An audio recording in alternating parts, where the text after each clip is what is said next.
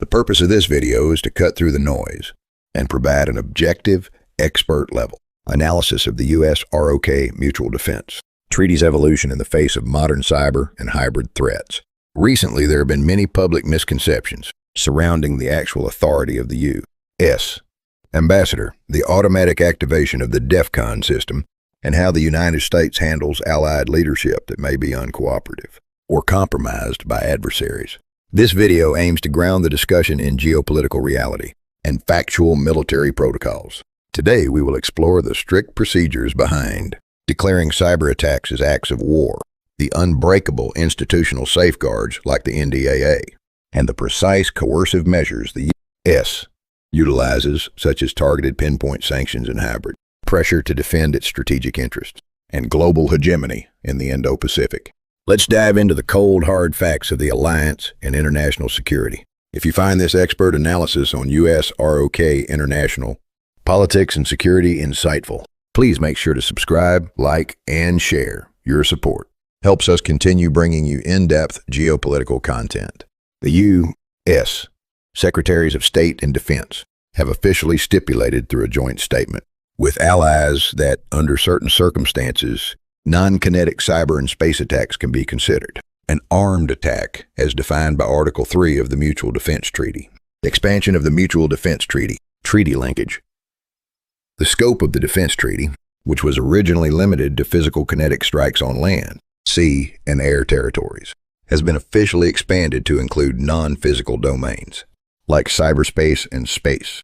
Conditions for invoking an act of war, specific circumstances. The U.S. does not view all cyber intrusions as acts of war. This designation is reserved for sophisticated cyber terrorism that paralyzes national critical infrastructure, such as power grids, financial networks, and military command and control systems, or causes massive loss of life and property, comparable to a physical kinetic strike. Activation mechanism. Whether a cyber attack leads to treaty activation, such as a joint military response, is not determined by fixed criteria. Instead, it will be decided on a case-by-case basis, through close consultation between allies whenever a specific threat arises. Key institutional frameworks. Strategic Cybersecurity Cooperation Framework. At the Washington Summit, the leaders of the alliance expanded the traditional military alliance into cyberspace, introducing the concept of a quote-unquote cyber umbrella for the first time. Cybersecurity Joint Guidelines, Allied Authorities, the Joint Chiefs of Staff, and the Commander of U.S. Forces. Korea signed specific guidelines to strengthen the security of the combined command and control system. Foreign and Defense Ministers' Joint Statement. By ultimately including these cyber threats within the scope of an quote armed attack. Under the Mutual Defense Treaty, South Korea and the U.S. have institutionalized a strong warning message. The alliance will respond to malicious cyber activities by hacking groups from North Korea, China, and other adversaries using combined military and security capabilities. The role of the new ambassador in the U.S. Congress. Arrival of Ambassador Michelle Steele. As the first Korean-American female U.S.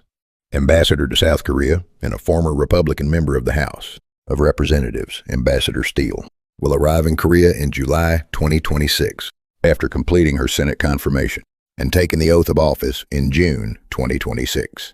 Having maintained a very hardline stance on North Korea's illegal cyber activities such as cryptocurrency, theft, and nuclear missile provocations since her time in Congress, she is expected to aggressively press for and monitor the practical implementation of the previously concluded US-ROK cyber defense agreements.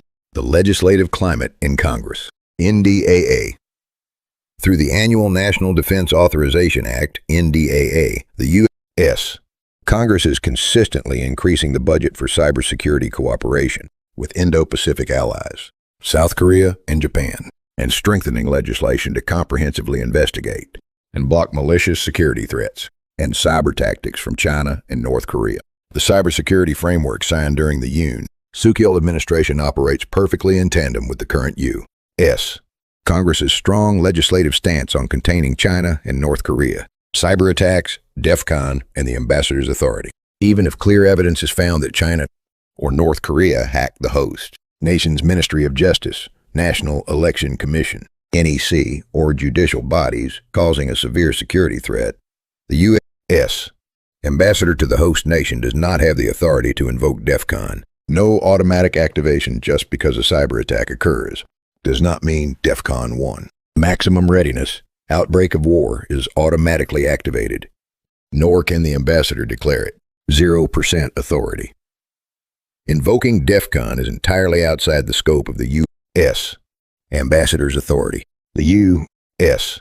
ambassador is a diplomat, not a military commander. DEFCON, Defense Readiness Condition, is a strictly military command system, indicating the readiness posture of the U.S. Armed Forces. Therefore, the resident U.S. ambassador has no decision-making or command authority regarding DEFCON, and solely acts as a quote-unquote diplomatic channel, reporting the host government's position and local situation back to Washington. Who actually decides to activate DEFCON 1? The National Command Authority, NCA, which has the power to adjust to DEFCON for the entire U.S. military or regional U.S. forces, consists of only two people. 1. The President of the United States, Commander-in-Chief. 2. The U.S. Secretary of Defense. The 5-step process to DEFCON 1 cyber terrorism scenario. If a host nation's judicial bodies, police, prosecution, military, election commission, or financial institutions suffer a fatal cyber attack by North Korea or China that paralyzes national functions, reaching DEFCON 1 requires a strict military and political process. 1. Joint investigation and evidence gathering. The cyber commands and intelligence agencies of both countries cooperate to find the smoking gun, proving the attack was orchestrated by the North Korean or Chinese government. 2. High-level urgent consultation. The U.S. ambassador and the host nation's Ministry of Foreign Affairs urgently report the situation to their respective capitals. The National Security Councils, NSC, and the foreign defense ministers of both nations convene an emergency meeting to discuss whether to classify the attack as an armed attack under Article 3 of the Mutual Defense Treaty. JCS recommendation. The U.S.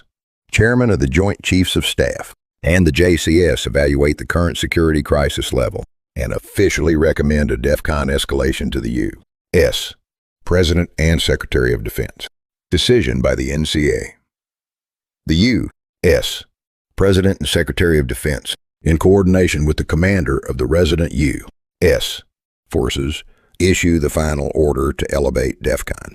5. Activation of operational control, OPCON. Once DEFCON 1 is activated, the system transitions to a combined operational structure, led by the resident Combined Forces Command, CFC, entering a state of preparation for military retaliation or all-out war. Dealing with an uncooperative host nation leader. If the leader of the host nation exhibits pro-China, pro-North Korea, pro-Russia, pro-Iran, or anti-American tendencies and rejects U.S. defense efforts such as elevating DEFCON, the treaty does not immediately become a mere scrap of paper, nor does the U.S. sit idly by. Regardless of the individual political leanings of the Allied leader, the U.S. will activate multiple coercive and institutional mechanisms to protect its own national security and Indo-Pacific strategy. Here is how the U.S. responds across 4 dimensions. 1. Host nation consent is unnecessary. The most crucial fact is that the U.S. military's DEFCON is a sovereign U.S. military command. If the U.S. determines that a cyber attack by North Korea or China poses a severe threat to U.S. forces in the Asia-Pacific region or the U.S. homeland, the U.S. President can order a DEFCON elevation for U.S. forces globally or locally without the approval of the host nation's government. 2. When the allied nation cannot be controlled, even if the allied leader refuses, stating do not raise DEFCON within our territory. The combat readiness inside U.S. military bases and the deployment of U.S. military assets will proceed forcibly under the orders of the U.S. National Command Authority. 3. Indirect pressure and separation of DEFCON. In the past, the U.S. military's DEFCON and the host nation's DEFCON were linked. Today, however, the combined DEFCON and the U.S.